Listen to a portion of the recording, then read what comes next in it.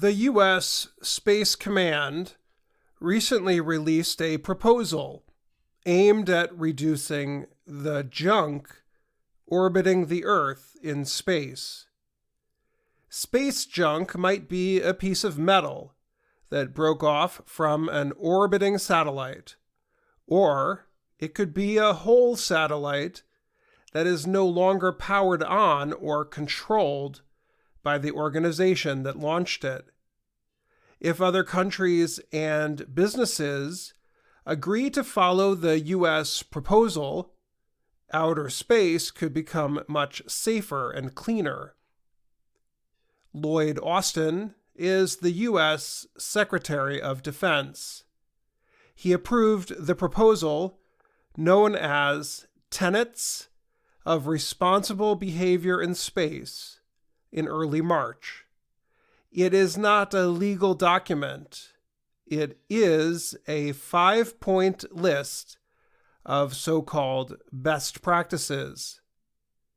One of the points reads, avoid operating in a way that may harmfully interfere with the function of another space object. Another is operate space objects through end-of-life disposal in ways that limit long-lived debris. The other points relate to avoiding collisions or crashes between space objects, not interfering with an organization's ability to control a space device, and communicating ahead of time about a possible collision. The main concern is that there are too many old objects in space that are no longer used. Those objects may get in the way of objects that are useful. Government space agencies and private businesses are working to create some kind of order, especially in the part of space that is called low Earth orbit. That is where a number of internet satellites launched by Elon Musk's company SpaceX are currently active. Amazon is also planning to launch satellites into that area. Jack Deasy is a vice president for the company Astroscale, which is based in Tokyo, Japan. The company is testing a debris removal device called ELSA. The device connects to space debris and pushes the objects toward Earth's atmosphere where they will burn up. Deasy said the points included in the U.S. proposal should be adopted by the industry before something bad happens in orbit.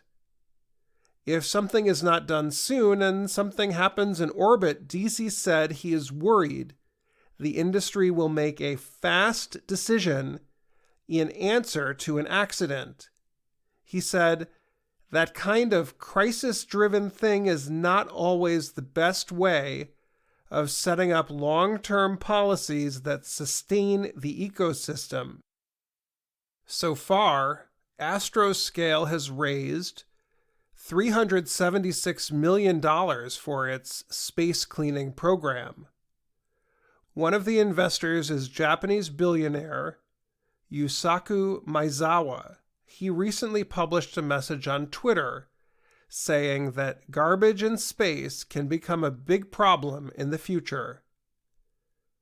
While Astroscale is developing a system to remove space debris, other companies are working on creating devices that can capture old satellites and refuel them.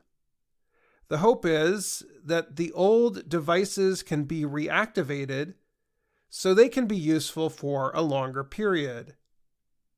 Another company, Newman Space of Australia, is working on a way to collect old satellites and turn them into fuel for currently active satellites. The metal can be used to power new satellites, explained Hervé Astier. He runs Newman Space. Using the metal that's already there, that's a way to move forward in terms of sustainability, he said. Newman plans to launch a test satellite in June. I'm Dan Friedel.